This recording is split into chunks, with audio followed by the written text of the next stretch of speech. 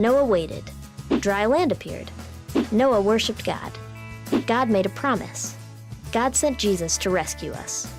And that's a part of God's story.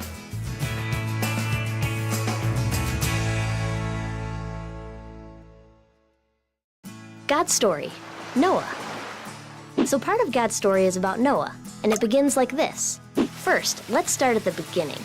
God created the world to be the most perfect home, with mountains as playgrounds and oceans as swimming pools. Then God made people to be like Him and to live in it. And He wanted us to play with animals and explore jungles and be close to Him forever. It was perfect. But instead, people ran away from God. They hurt each other. They ruined the perfect home God had built for them. The Bible says this made God really, really sad. So sad, in fact, that God decided to wash away all the evil and meanness and cruelty in the world by sending a huge flood to destroy everything, to get rid of all the wrong things and the people who kept doing them. But there was one guy who followed God. That's right, Noah. God had a special rescue plan for Noah. He told Noah to build a big boat called an ark to stay in during the flood. It had to be big enough for Noah's wife and kids and at least 2 of every kind of animal on Earth. So, pretty big.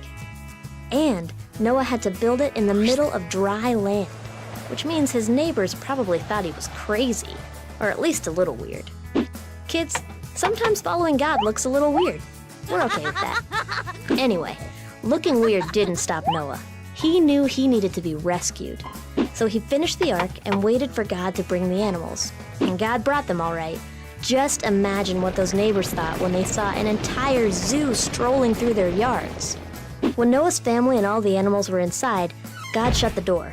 Then, the Bible says God opened the bottom of the ocean and the windows of the sky. We don't know what that means exactly, but we do know it was tons of water. It rained like this for 40 days and 40 nights. And the rain wasn't the worst of it. Once the water stopped, it didn't go away. Noah and his family sat cooped up, floating in the ark for over a year, just waiting. And waiting and waiting. Did we mention they waited? Well, when the tops of the mountains finally started to show, Noah sent out a dove to see if there was dry land. There wasn't. A week later, he sent the dove again. The water was going down. A week later, Noah sent out the dove one last time. It didn't come back, which meant it had found a home. Noah and his family could leave the ark. The very first thing Noah did was build an altar to worship God and thank Him for His rescue. And God made a covenant with Noah, which is like a very special promise.